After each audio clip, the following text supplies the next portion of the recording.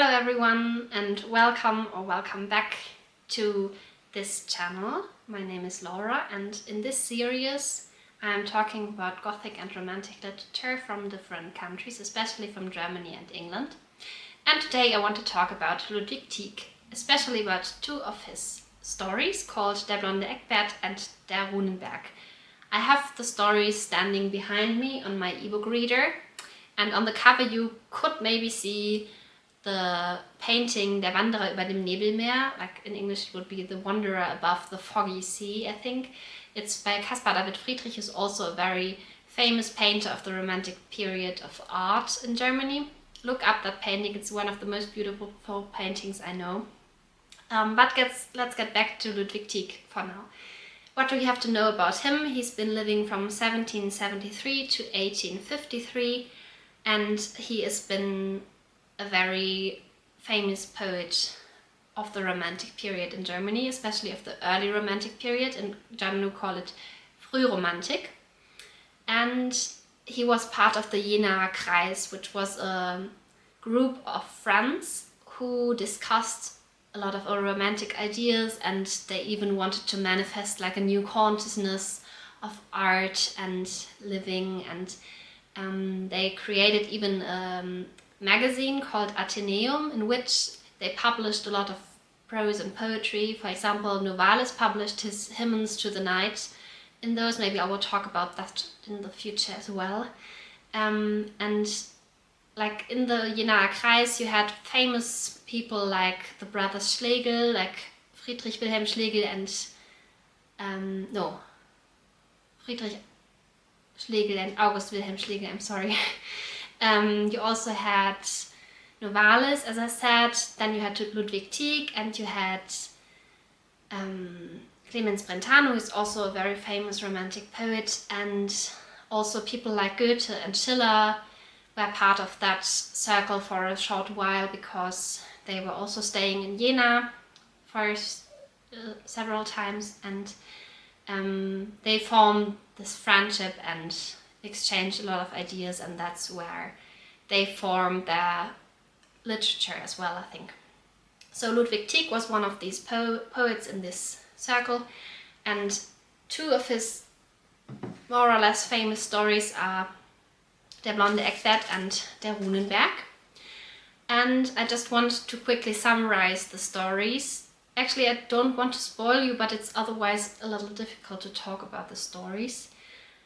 So if you're interested after I start talking about them, maybe you just read the story for yourself and then you come back to the video. That's what I would suggest. I hope that's okay with you. So the blonde Eckbert, or Eckbert.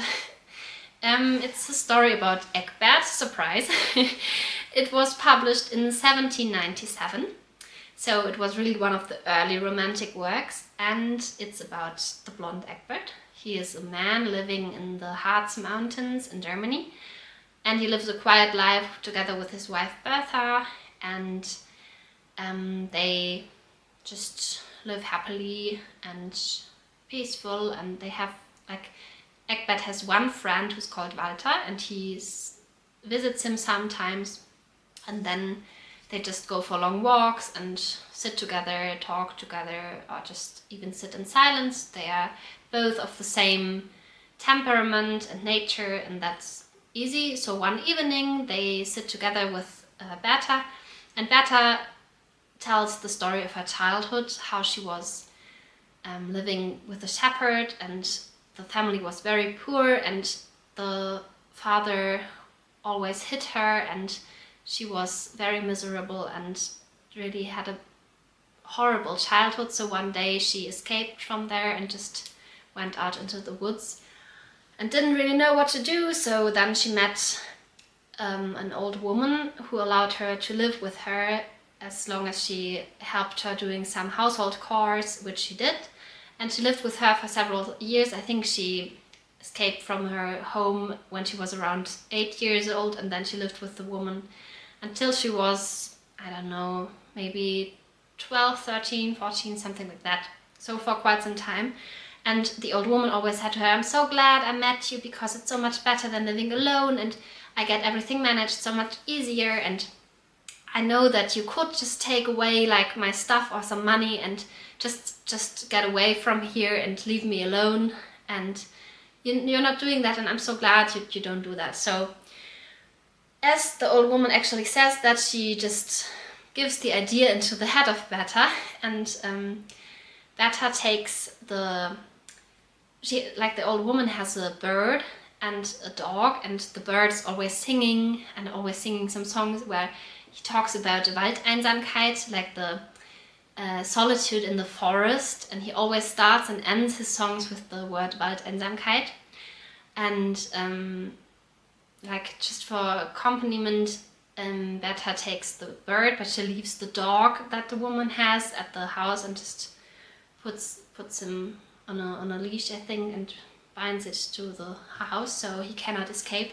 And she's really afraid that the old woman finds her, or just realizes that she's where she's gone, and she comes back to her hometown, her village. She finds out that her parents have already died, but she has taken enough, I think, stones, very charitable stones, worthy stones, that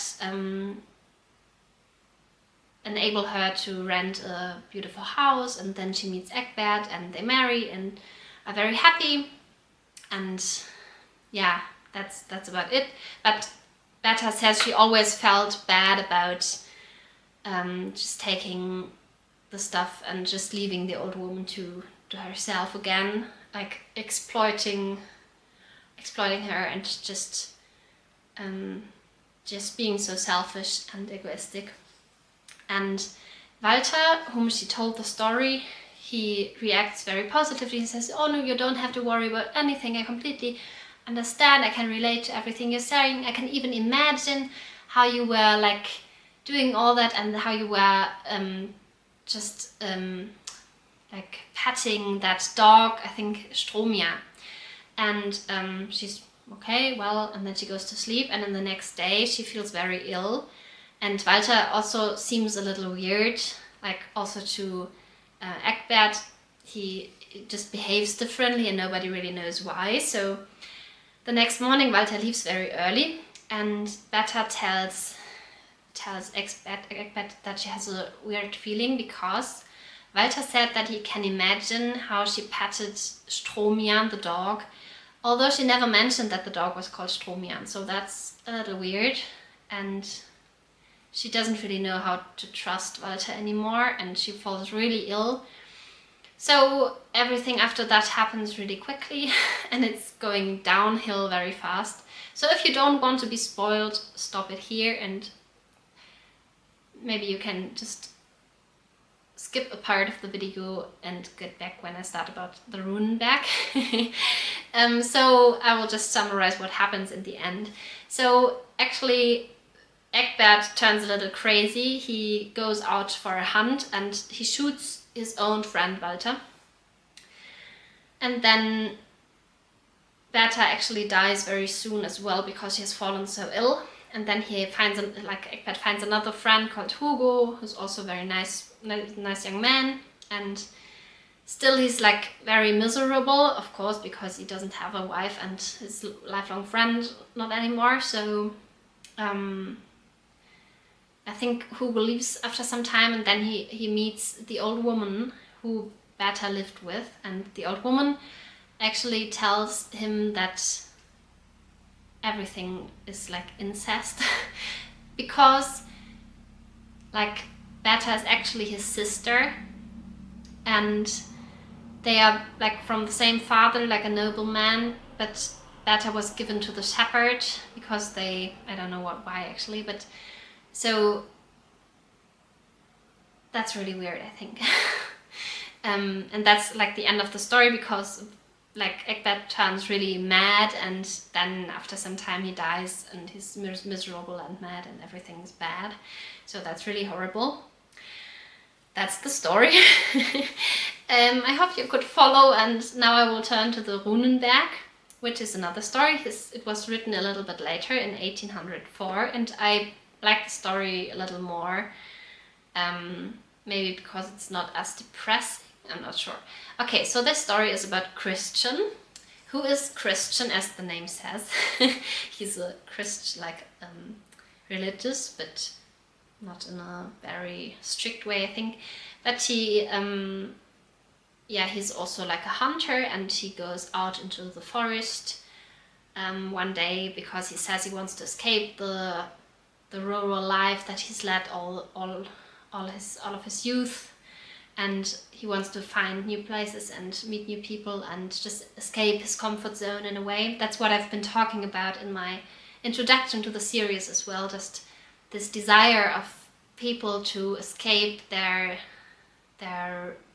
usual life and their like everyday life they know and their comfort zone, and to expand their horizon. And that's what Christian also wants to do. So he steps out into the forest and just wanders about, and yes, he feels pretty well for a while, but then he yearns for his family, and he misses his parents and his friends. And then he meets a stranger, and the stranger says, "Oh, I know how you feel, let's just walk together for a while and you will forget about all your sorrows and everything will be alright." And they just talk a little bit, and it's very nice. And then they come to a mountain that is called der Runenberg, the Rune Mountain in a way. And the stranger says, "I'm sorry, but I have to leave you here, but you can just turn to that mountain and you will find friends there, I think." And Christian doesn't really know what to think of that, but he just goes there, and actually there's a very mysterious scene, and it's a little gloomy. It's really beautiful to read. He observes a woman through a window, and the woman is really beautiful, and she undresses, and he's completely, yeah, just so focused on her, and really he cannot take his eyes off her. And then she hands him over a small tablet with some stones and some symbols on it, and he doesn't really know anything about that. And then the next morning he wakes up on a hill, and he cannot remember anything so well, but well, he just keeps on walking, and he gets to a nice village where the people are really friendly, and at the church he actually meets his wife, his future wife Elizabeth, and they get married and they have children, and he actually becomes a gardener, which he never thought he would, because his father was a gardener in a castle, and he always said he didn't want to become a gardener, but in the end he actually is a gardener in a way. So yeah, and that's all right. And then one day he says, "Oh, I'm missing my parents so much, I think I will get back and see whether I can visit them." And when he turns back into the forest, he meets his father at the foot of the Runenberg, and his father was actually looking for him as well, because his mother had died and he wanted to reunite with his son. So they live together, and the father's really happy that Christian is so happy with Elizabeth, and they have children and everything's fine. And then one day another stranger comes to the town, like to the village, and he leaves, like he stays overnight, and he leaves them with a sum of money, and he says, "If I haven't returned after a year, the money will be yours, but if I return earlier, I would take it back, and I just want to leave it with you because this way it can be safe." And it's a little strange, but that's what he does. And after he had left the money, Christian turns a little mad as well. He talks in his dreams, and he's always talking about the money, what you could do with it. And his father says, "Oh, stop it, the money is not yours, it won't be yours, just leave it here, leave it at that, everything will be fine, but just stop it." And once again, a spoiler alert, if you don't want to know how the story ends, just stop here and get back to when I compare the stories or talk about the both of them. I will put in the caption the different sections of the video, of course, so you can just tap in again at a later point. So in the end, not Waldheim, sorry. We're not at the Blonde Eckbert, we are talking about the Runenberg at the moment. So, Christian, one day he just goes into the woods, and there he meets an old woman, and the old woman has like this tablet again, and the tablet, she's like, the young woman has been giving him before, and he has never seen it again after when he woke at that hill. So he's really happy about that, and he follows the old woman into the forest, and he's never seen again for a while. And then his father dies, and Elizabeth even remarries because she doesn't know what has happened to her husband. And one day he actually returns to the village, and he talks to his wife, but she doesn't really recognize him. And well, actually it's really sad, because you feel like he just turned away completely from everything worldly, like his family, his friends, everything he's known, just because he was so just bewitched in a way by this woman in the woods. And that's a very, very typical motive, I think, like the woman in the woods. Also in the other story, as we can compare them now a little bit, in the Blonde Eckbert we also have this old woman from the woods, and she seems to be like a little bit of witchy as well, because yeah, we don't really know where she's coming from. But I think in the Blonde Eckbert she's not really a bad woman, you know. She just she seeks revenge after Bertha hasn't treated her rightly. And in the story of Christian, I'm not sure, I think it's actually rather the stranger with the money, who leaves the money at his house, who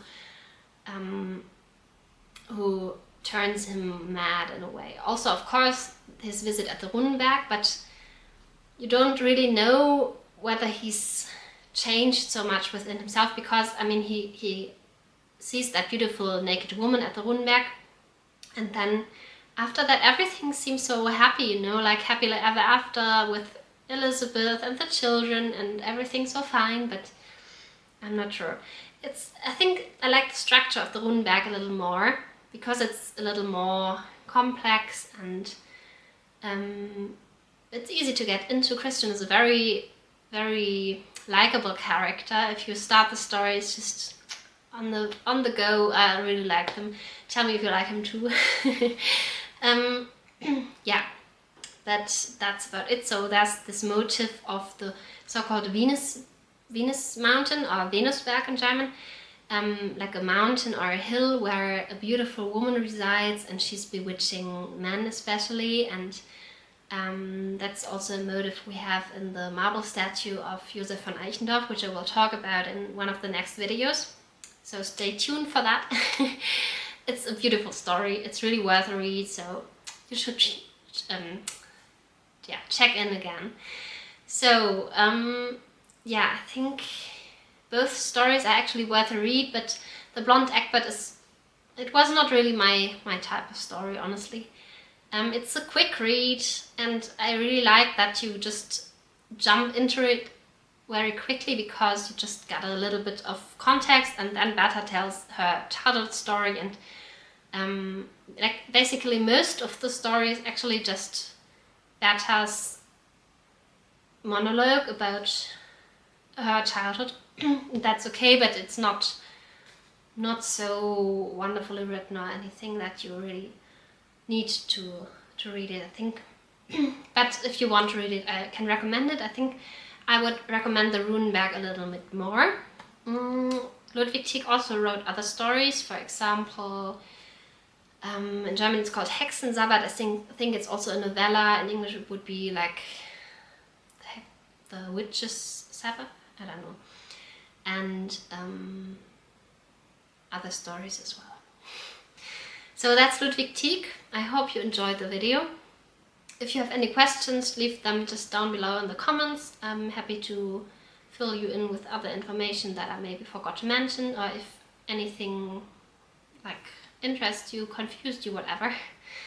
I'm really enjoying this series so far, and if you too, I'd be glad if you like the video or gave the channel a subscription, because this helps other viewers find the videos as well, and maybe someone enjoys it and wants to learn more about some of the lesser known poets from the Romantic and Gothic period. Yeah, I hope you enjoyed the video. See you in my next video. And I'll be glad to read your comments about this video later on. Bye bye!